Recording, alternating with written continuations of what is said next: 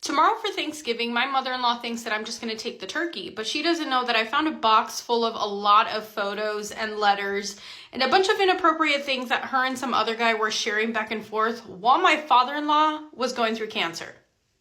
Now, here's the thing. I have always tried to get along with my mother-in-law, but she has always been a major fucking you-know-what. I could not stand her for nothing. My father-in-law, the complete opposite. Very sweet, amazing, always caring, was always there for me. And so I hold a place in my heart for my father-in-law. When he was sick with cancer, I was crying. I was doing whatever I could for him because he's like a father to me. And I noticed that my mother-in-law was constantly out of the house instead of being at home taking care of my father-in-law. I always thought that was weird, but she would always tell us that, she's just trying to get distracted so she doesn't stay at the house because it's breaking her heart, blah, blah, blah, blah, blah. No one believed her. My husband didn't believe her. I didn't believe her. My father-in-law didn't believe her, but we had no proof that she was doing anything other than what she was saying until recently. Now, my mother-in-law asked my husband if she would be able to place a box in our storage unit, which it was very weird because they have a lot of space in their house. They have an attic, they have a basement. Why would you need to put it in our storage unit? But my husband was trying to be nice, so he said, yes, that's fine. I had to go through my storage unit because I'm trying to move from a big unit to a little unit so we don't have to pay a lot of money. Well, I had to open her box to see if it was something that I could just give back to her, if it was personal things that just needed to be in the storage. And when I went through it, there was a bunch of letters from her to this man, and from this man back to her. Also inappropriate photos. I don't know why they couldn't just text or whatever. But there was a bunch of things in there that I just did not want to touch. I did see a couple of letters. I took pictures, and I also showed my husband. Now, my husband told me to just leave it alone. Okay? He said obviously he's hurt because that's his mom. And I personally cannot just leave it. Like, why the fuck would I not say anything to my father-in-law? He's fine now. He doesn't have cancer. All of that is clear. We're very happy. But at the end of the day, I do want to be petty. I do want to be a bitch. My sister-in-law and my brother-in-law live in a different state, so it's hard for all of us to get together. Tomorrow, we're all getting together. So I decided, hey, maybe that would be the perfect chance to get the box out to show everyone what my mother-in-law was doing while my father-in-law was going through cancer. I think that's an amazing idea. I literally bought the flights for my parents to come into town for Thanksgiving, and you're going to do this now. Absolutely. I'm breaking up with you right now. Okay, we're done. You're getting a divorce. Go for it. You can pay for the flights. Yeah, and I'm paying for the divorce. I'm paying for everything. Remember that I specifically told you you're not my type and I had to lower my standards for you? Why do you think our babies were light-skinned? You mind telling me why? That's your fault. You mind telling me why? No, wait. Why were our kids light-skinned? Tell me. All the guys were on Tinder, weren't they, Hannah?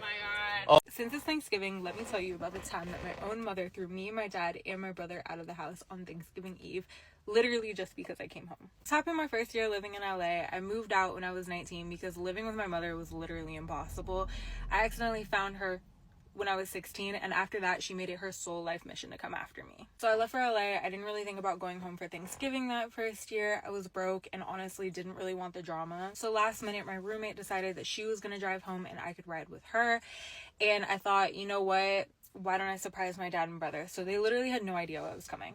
So I get home the night before Thanksgiving. I walk in and my dad's face lights up. He's so happy I'm home. I then go to my old bedroom to start getting ready because I want to go surprise my brother who's out hanging out with his friends. And here's where it gets weird. As I'm getting ready, my mother passes by my room, pauses, stares at me, doesn't say anything, and keeps walking. But truly, I didn't think anything of it at this point because we already didn't have a relationship, so I just kept getting ready. So my dad takes me to go surprise my brother. My brother's super excited, happy that I'm home. We're having a great time until about 11, 12 o'clock at night, we get a call. Basically, we had to find somewhere to sleep that night because when my dad got home from dropping me off, all of my stuff was thrown outside and there was a lock on the outside gate, so none of us could get in. She threw my dad out of his own house. So yeah, that night we were basically homeless. My dad slept in his car. Me and my brother stayed at a random playground until the sun came up, and then we went to somebody's house. All because I came home for Thanksgiving. So, who wants to hear story time today for Thanksgiving? If you don't want to hear, keep clicking, because I got some teasers. So, Why this man beg for me back, right? Like, he begged, like, I'm gonna change, da-da-da-da, fuck these other hoes, blah, blah, blah, right? I'm like, I really didn't want to, but he basically was like, well, you ain't got no choice. Like, I'm coming home. I'm like, all right. Because I like that type of shit.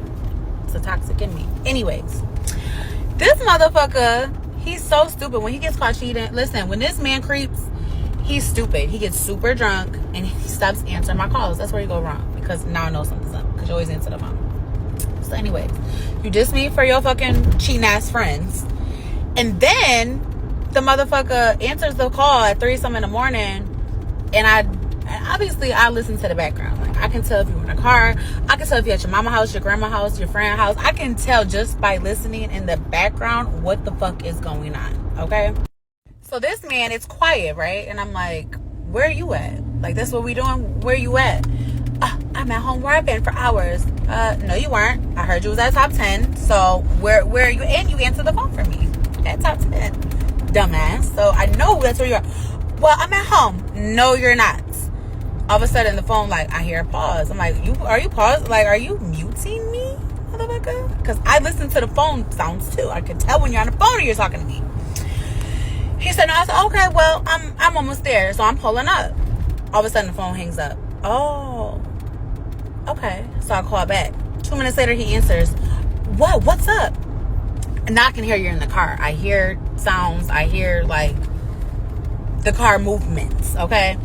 And then I could have sworn I heard some bitches laughing in the background. I said, hold on, no, there's a bitch in the background. I hear a bitch. Oh, why would I answer for you if there's a bitch? I said, because the bitches know they motherfucking place.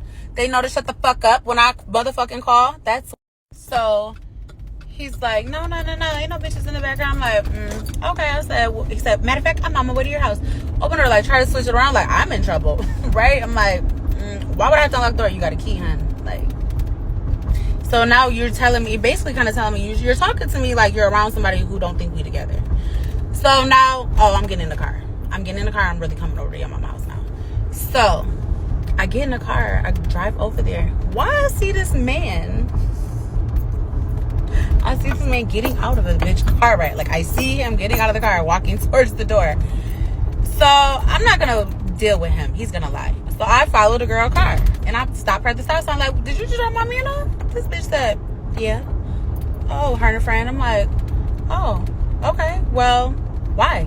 She said, well, he's too full of himself and he was lame, so he had to go. So now you're embarrassing me too?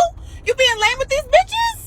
So not only are you cheating on me, you got these bitches talking shit like, he's lame. So now you making me look bad? You making me look bad by cheating on me and by these bitches thinking you ain't nothing special, that you lame as fuck. So now they're really laughing like, I don't even know what she's seeing him anyway. Listen, fam. What the fuck? There's levels to cheating, okay? I just accepted that everybody cheats, okay? It's just gonna happen. But you out here embarrassing me? Bitches is dropping you off talking about you had to go. And that's how I started my Thanksgiving off. So now guess what? Now I gotta go. Now I gotta go find somebody new. You know how long that shit takes? Damn, why couldn't he just be more sneakier with the cheating? Like, damn, trick me, lie to me. Fuck. Damn it. Now I gotta go bash out the motherfucking windows. Damn it. Happy Thanksgiving. Welcome back to another story time, and this time I'm going to tell you about how the girl my ex cheated on me with ended up with a plate of my mom's Thanksgiving dinner.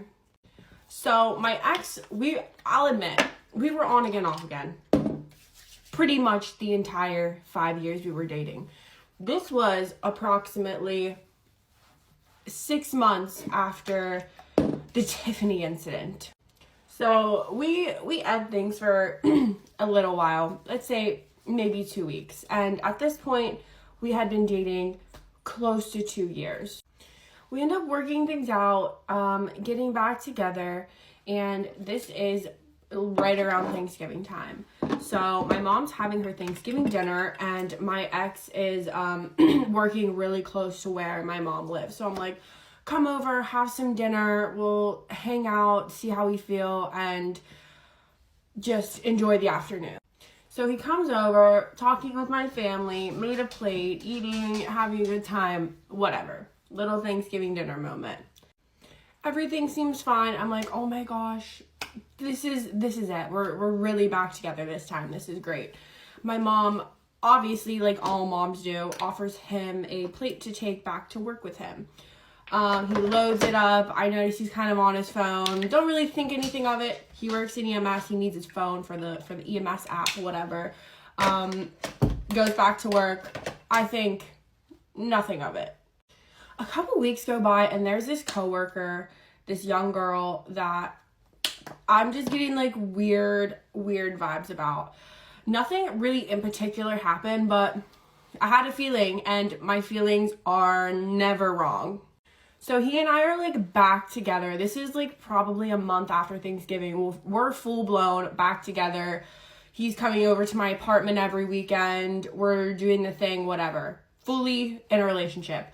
So I asked him, and I asked him this when we first talked about getting back together. Have you been with anyone? Were you talking to anyone? I really don't care if you were, because I was as well. But if you were with someone, just please get tested. It just would make me comfortable being back together with you if you got tested. He's like, no, I haven't talked to anybody. Like, who do you think I am? I don't pull, basically, is what he said. Swore up and down he didn't talk to anyone. But I knew. I knew. So the handy dandy looking through his phone method worked last time. I thought, let's do it again. This dude made it like next to impossible to go through his stuff because he had like 6 devices and they all had different passwords on them. But somehow, by the grace of God, I got into one. I don't remember if it was a phone or an iPad or a laptop. I don't know, but I broke my way in. I see the messages with the girl I had a feeling about. She's a mutual coworker of ours. Again, we'll call her Abby. So I go to Abby's message thread. I scroll up. What do you know? Thanksgiving Day, texting back and forth. She's also working at a different ambulance company, and he offers to bring her dinner. Asking what she likes, what she wants. Do you want some turkey? Do you like gravy with your mashed potatoes? He sends her a picture of the plate. It is my mom's Thanksgiving dinner. This man, who is in his 30s, had the audacity to come to his girlfriend's mother's house for Thanksgiving and make the side hoe a plate. On top of that, blatant disrespect. They had definitely hooked up by the messages I saw. They were talking. They were in love. Anyway, girly pop love my mom's mac and cheese, and my mom does make a mean mac and cheese.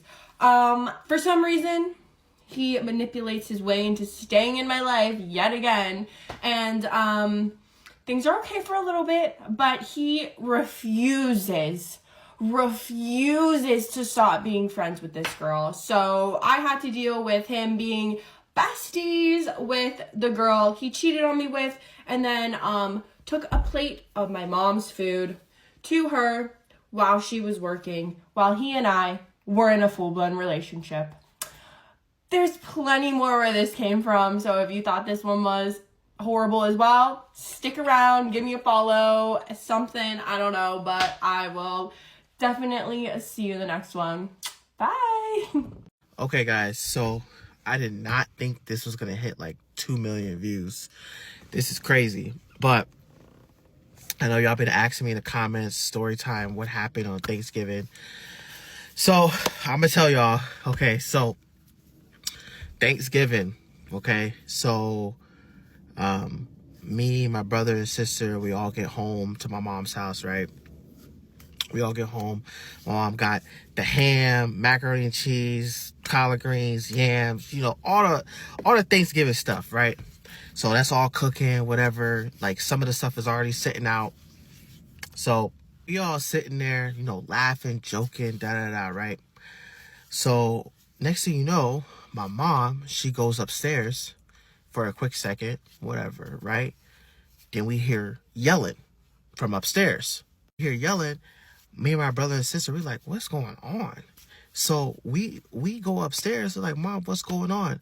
So my mom's like, oh, nah, F this, right? F this. I'm not going through this S again, da da da da. So we like, Mom, what's going on? So she's like, he was sitting up there cheating on me, texting all these women. I found this in this effing phone. We like, oh. Mom start going through stuff. She start hitting, start throwing hands. We like, we back up, we back my mom up, right? So then she go downstairs, right? Then all the food, she goes towards the food. My mom literally takes the food, right? She took the ham, right? My mom takes the ham, drops the ham on the floor. We all standing there like, then the macaroni and cheese is in the oven. She takes the macaroni and cheese, holds it, drops it. We like, what the? So then the yams is on the floor, collard greens. We like, what did we do, right?